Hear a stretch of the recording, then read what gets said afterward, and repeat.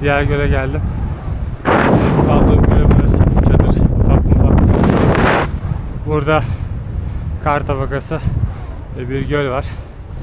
Şuradan bir türlü yükselmeye bakacağım. Oldu olmadı. Kısmet. Şöyle 100 metrede minik bir kar geçişi. Buradaki karlar erimiş. Burada parçalanmış. Şöyle çıktı oldu. Devam etme niyetindeyim. 3700, zirve 4200. Bugün kamp toplayıp dönmem lazım. Another option. Diğer seçenek bir gün daha burada yatmak. Bakalım şu tepeyi aşayım. Minik zirveye ulaşabilirsem tekrar düşünürüm. 3800 civarındayım. Buradan dağlar.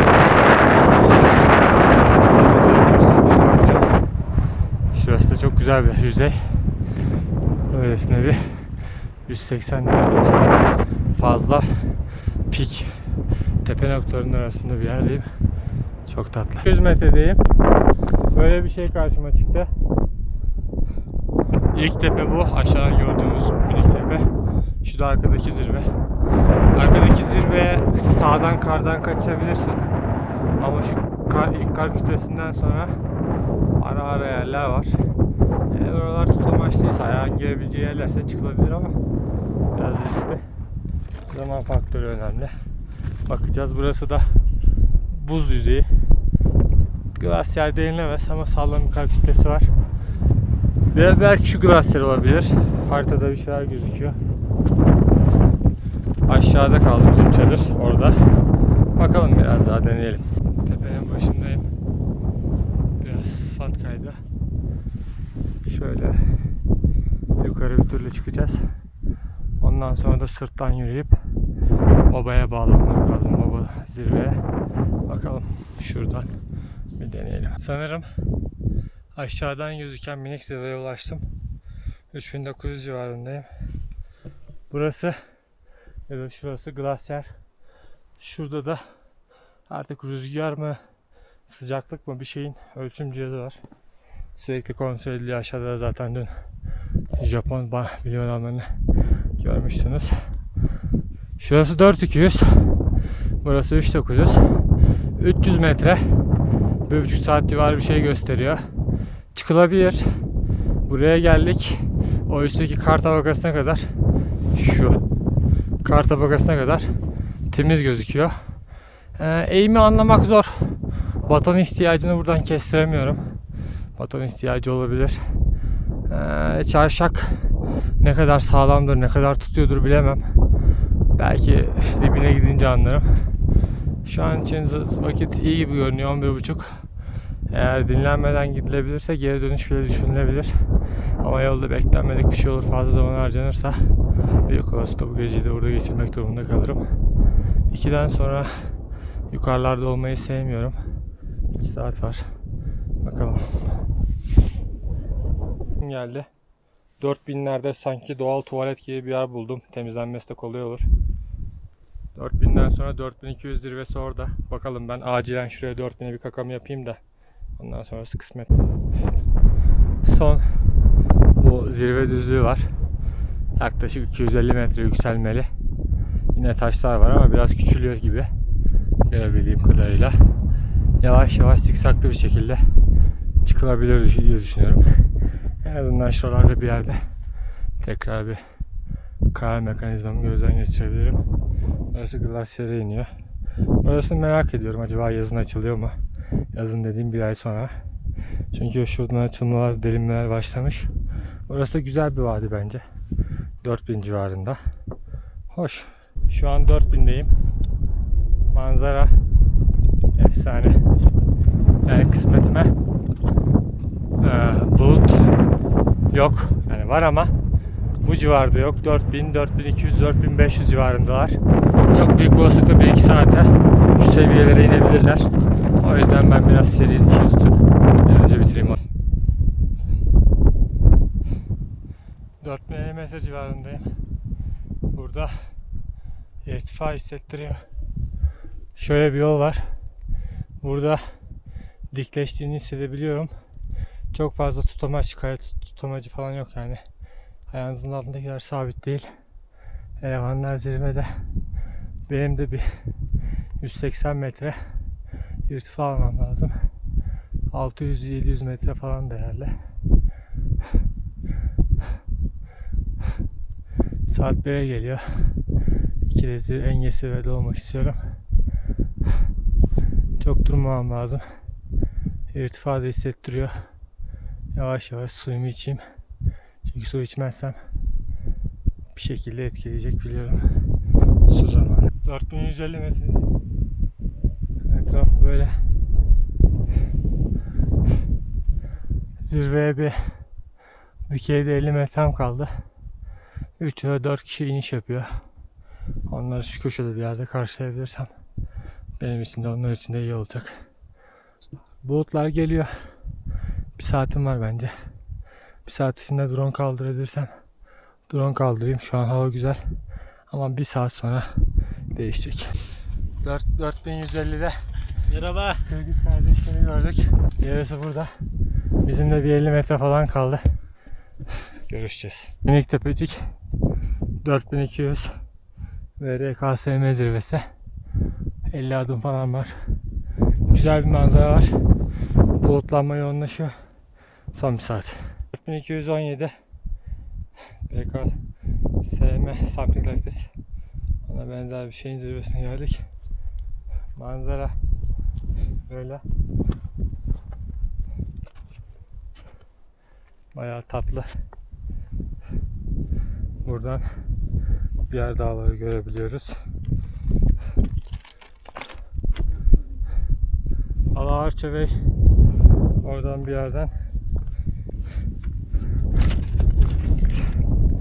Orada başka bir dağ zirveler topluluğu var. Dersem şu vadiden giden başka bir dağlar var. Şu bir önceki videoda ya da dünkü Alaarça Vadisi'nden nereye gidiliyor? Çok fikrim yok ama orada bir dağ geçişi var. Dağ geçişinden sonra arkada bir dağ grubu daha var. Oralarda bir yerleşim yeri var mı? Hiç fikrim yok. Neyse ben drone kaldırmayı deneyeceğim. Ondan sonra bir saat olmadan aşağı inmek lazım.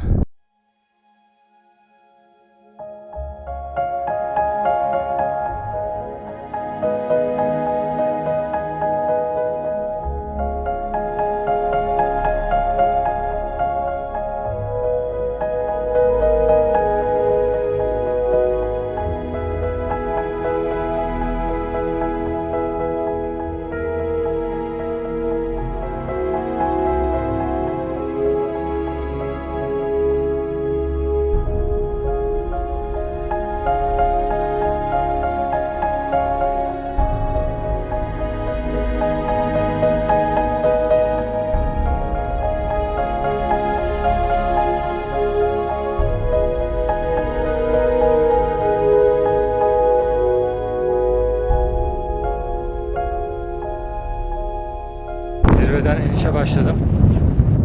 Burası ilk part. Ondan sonra bir zorlu part daha var. Ondan sonra pek zorluk yok gibi.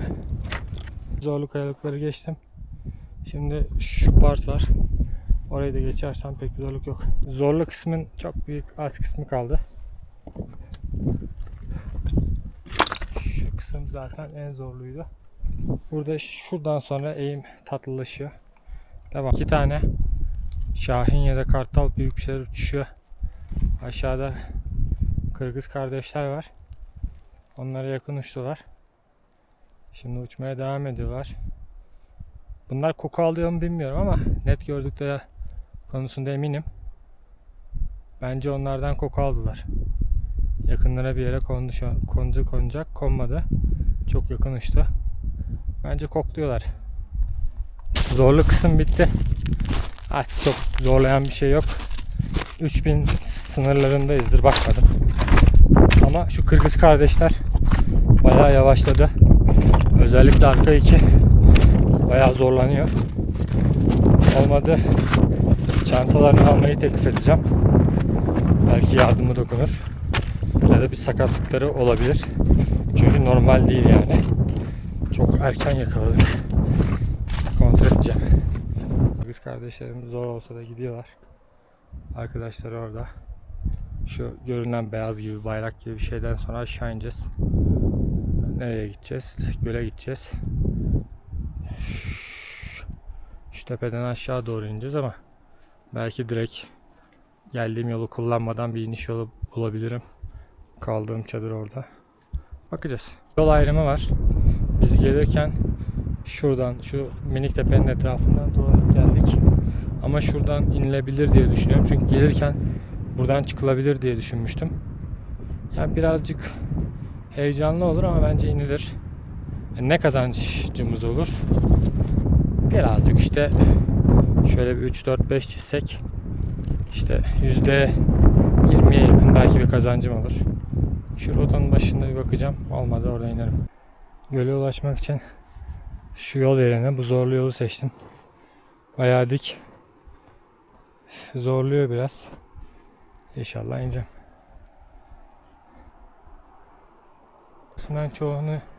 Yarısından çoğunu indim ama gereksiz bir seçim oldu. Ayakkabılarına sağladı. Az bir şey kaldı. Şu kar birikintisini geçip arkadan sudan kurtulmam lazım. Yaklaştım bayağı çadıra. 10 dakika falan mesafe kaldı. Geçişi buradan yapmıştım. Tekrar buradan karşıya geçmem lazım. Buraya geçtikten sonra çadıra bir şey kalmadı. Bak buradan geçerken arada taşlar vardı. Ama şimdi taşların hiçbiri yok. Su yükseldi. Hava sıcak. Dağdaki karlar eriyor. Ayakkabıları çıkarıp deneyeceğim. Ayakkabıları çıkarıp geçtim. Su buz gibi. 3 derece 5 derece. Ayaklarım şu an hipotermi mücadelesi veriyor gibi yanıyor. Bayağı soğuk. Zaten buz eriyip geliyor. Yani kaybettiği zamanda çok da fazla ısınamaz. Bu vatandaşlar da büyük olasılıkla benim gibi şok olacak. Çünkü giderken taşların hepsi gözüküyordu. Ama şimdi su yükselmiş. Onlar da sanırım kara kara düşünüyor. Bu da son dere geçişi. Bundan sonra şunun arkasında hemen çadır var. 5 dakikalık mesafe. İlginç taşlara denk geldim. Bunlar biraz sanki kobalta mı benziyor bilmiyorum. Bunlar biraz bakıra benziyor. Tabi sallıyorum, bilen biri varsa aydınlatsın. Sabah çadırdan ayrıldığımda tabi kimse yoktu. Şimdi biraz kalabalık olmuş. Buraya yakın bir kamp alanı var. Belki oraya kamp atmışken gelip görelim dediler. Çünkü saat 3. Herhangi bir operasyona başlamak için geç bir vakit. Bilmiyorum. Ben de çadırı toplayıp en az bir 3 saatlik yürüyüşten sonra otostopa hazır hale gelmeyi planlıyorum ama sonuç ne olur bilmem. God's thanks. Elhamdülillah. Allah'a hamdolsun. Zirveyi yaptık. Kazasız belasız. Çadırdayım. Biraz yoruldum. Ama yorgunluk için biraz erken. Bir şeyler atıştırıp şeye gitmem. Alaarcha National Park'a gitmem lazım. Alaarcha National Park'ta ne olur? Otostop. Otostop için geç kalmak istemiyorum. Hava 8.30'da kararıyor. En iyi koşulda 7'de varırım gibi geliyor. Olmadı, varamazsam bakacağız. Çanta tamam. Geri dönüşe hazırız. 3 kilometreye de 3 saat ya 4 saat arasında bir şey olacak diye düşünüyorum. Hemen saate bakalım. Saat 5'e 10 var. 3 saatte en iyi şekilde yürüsem 8 olacak. 8 iyi bence, okeyim 8'e. Ortalama 8.30 bulur. Eğer fazla yaylanırsam 9'da oradayım. Problem otostop. Seçenekler kaldığım yere geri dönmek ki her durumda dönmek zorundayım. Ama Bişkek'e gitme yolum varsa Bişkek'e gitmek istiyorum bu gece. En azından hostelde kalırım. Hostelde daha rahat ederim 2 gün boyunca.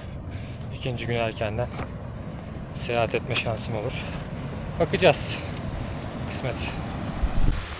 Gölden ayrılmadan önce gölün son durumu. Zirveler yarım kapalı. Bulutlandı. Yağmur yağmadan kaçabilirsem iyi.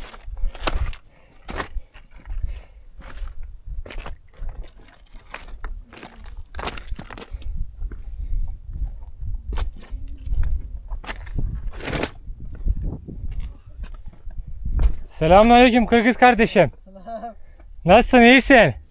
Yaşlısın. Yakşı. Yakşı. 30 dakikayı geçti, yürüyorum. Burada bir buzulumsu kar birikintisi. Elektroya 2 kilometre var. Lake 3500 metredeyim. Lake 3600'deydi. İyi, devam. İnişe devam ediyorum. Gelirken de hava burada kapalıydı. Minik minik atıştırıyordu. Aynı şeyi tekrar bekliyorum. Umarım sağlam indirmez. Ortam böyle.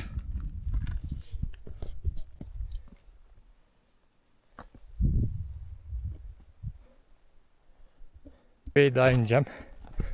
Bu vadide durum nasıl? Şimdi beraber göreceğiz. Hava açık. Bir tık daha dikkatli olmam lazım. Galiba burası Elektra Vadisi. Elektra Summiti için, zirvesi için kamp attıkları yer. Yavaş yavaş ineceğim artık. Bu birinci büyük tepe. Bunun gibi bir tepe daha ineceğim. Şu an 3200'deyim. Zannedersem ikinci tepeden sonra 2000'lere ineceğim. Ondan sonra hatırladığım kadarıyla böyle sert bir şey yoktu ama yine beraber göreceğiz.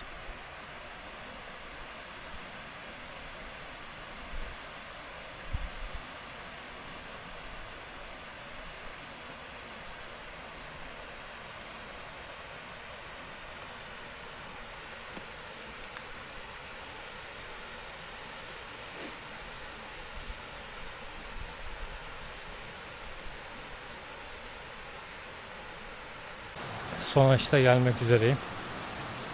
Şuradan aşağı indikten sonra bir 100-200 daha fark kaybedeceğim.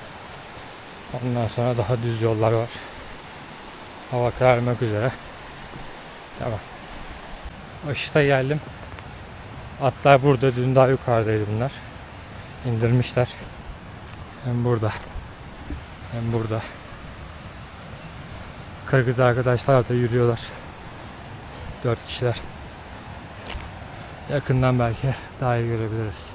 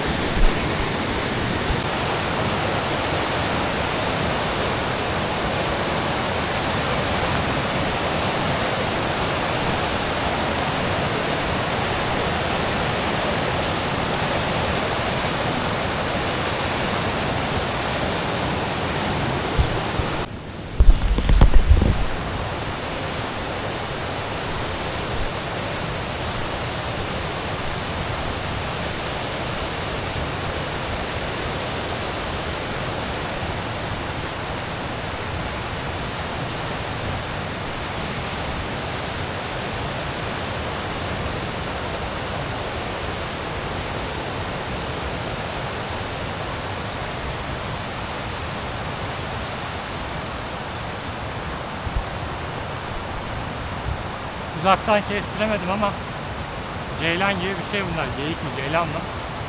Beni anlayınca direkt kaçtılar. Sonuncusu kaldı. Bakıyor ama o da kaçar. Kaçma. Kaçma. Bekle beni. Şu karşıda gidiyorlar. Bu sonuncu kaldı, küçük müdür? Biraz boyut olarak küçük gibi geldi bana ama.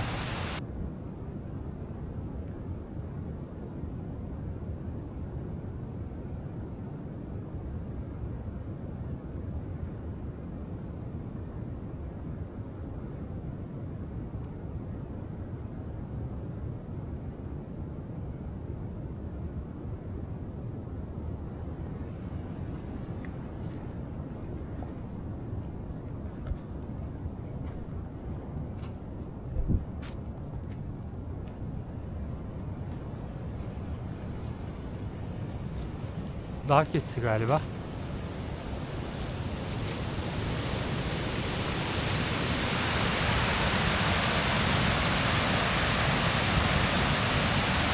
Hayatımda gördüğüm en sıkıntılı köprülerden biri. Şu destek demirlerini çok acayip yapmışlar.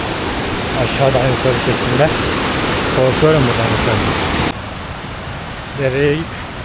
Dereyle nehir arasındaki bir şeyi geçtim.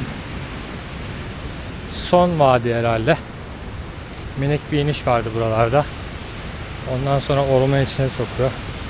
Yaklaşık 1-2 kilometre orman içinde. Fazla irtifa kaybetmeden götürüyor. Saat 5 gibi. 5'e çeyrek kala gibi ayrılmıştım. 3 saat hızlı gidebilirsem 3 saat daha hallederim dedim. Saat 5'ti. Şu an 7. 8'e kadar bir saatim var. Yani varabileceğim gibi duruyor. Yani senaryolarıma göre en iyi senaryom bir kaza bela, aksilik olmasa tutacak gibi duruyor. Şimdilik sıkıntı yok. Tabii 2 günün yorgunluğu var. Dünya kadar yol indik çıktık. Ama değer mi? Manzara söylesin, ben bir şey söylemeyeyim. Buradaki manzara ayrı güzel. Zirvelerin oradaki manzara ayrı güzel. Evet, yoruldum. Başım çıktı. Patates oldum. Ama şu patikalara, şu sessizliğe, şu derenin sesine, şu çiçeklere, şu vadilere, dağlara, bulutlara değer bence. Hatta güzelmiş, kokusu da güzel geliyor. Çok fazla yok ama ay geçişi. Temmuz bitmek üzere. Ağustos çiçekleri baş gösterecek. Çok güzel kokuyor. Bayağı güzel.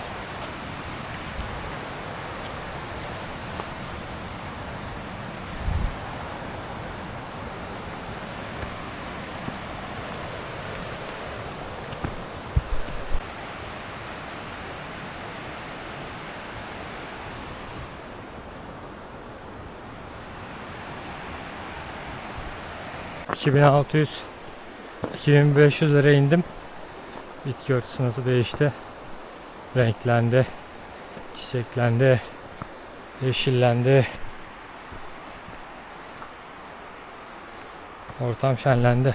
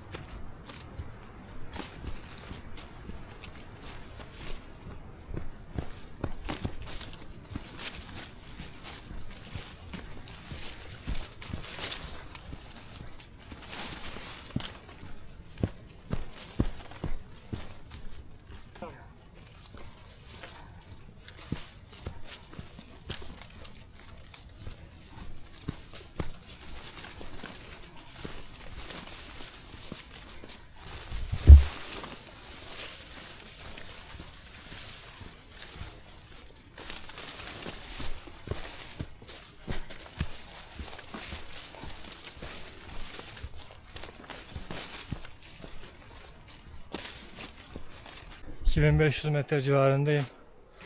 Terlemeye başladım. 2500'e kadar bir şey yoktu. Hava serin de. Ama burada nem midir? Sıcaklığın birkaç derece artması mıdır? Bilmiyorum. Güzel ağaçlar burada. Ormana gireceğim sanırım.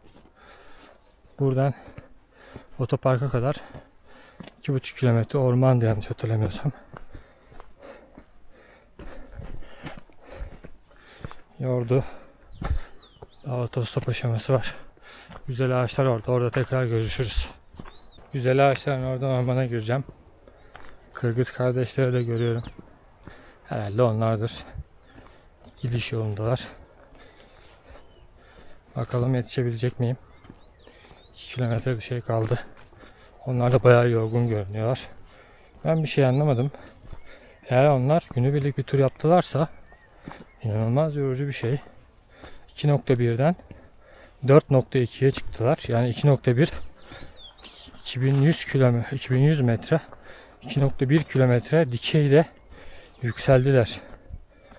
Yani aynı günde yapmak ne bileyim pek akıl kârı değil. Sorarız yetişebilirsek. Işığın düşük olmasına rağmen manzara çok iyi. Yeşiller. Güneşin etkisi azalmış. Yeşil daha yeşil.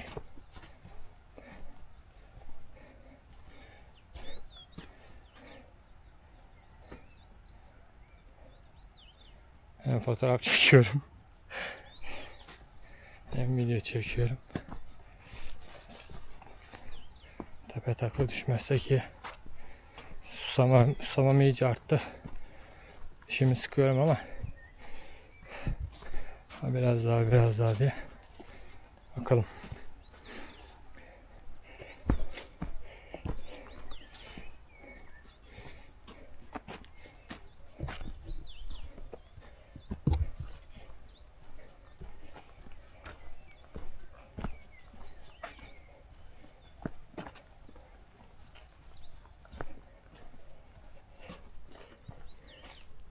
Kuş sesleri.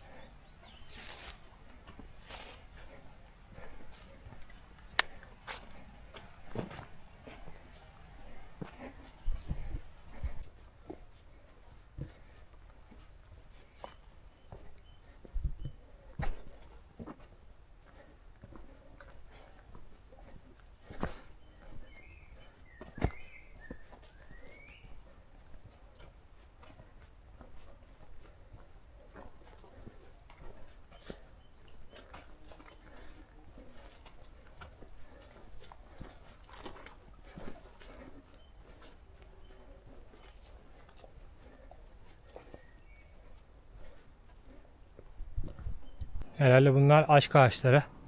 Kaç tane ağacın kökü birbirine girmiş belli değil. En az 4. Fazlası var, eksiği yok. Başlamadan önce şurayı kaydederken ne olduğunu anlamamıştım ama sonra biraz bakınca büyük olasılıkla dağda hayatını kaybedenlerin bir anıt şeklinde mezarları burada mıdır bilmiyorum. Çünkü bazı insanlar mezarlarını taşıyor. İstemiyorlar dağda kalmasını. Böyle bir memorial, anı mezarlığı yapmışlar. Güzel, hoş. Daha önce hiç bu kadar büyüğünü, detaylısını görmemiştim sanırım. Tek tük görüyoruz ama burayı toplu şekilde yapmışlar sanırım. Bütün dağa ithafen. Yani güzel, temiz, tertipli, bakımlı. Şehre vardım sayılır. Şurası Park, National Park. Şurası harika bir nehir. 5-10 dakikalık aşağı inişim var. Ama çok mükemmel görünmüyor. Aşağısı 2000 metre civarında.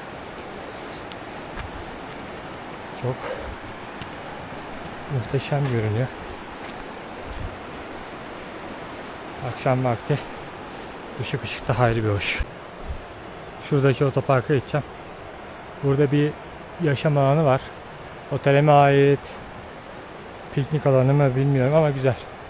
Harika.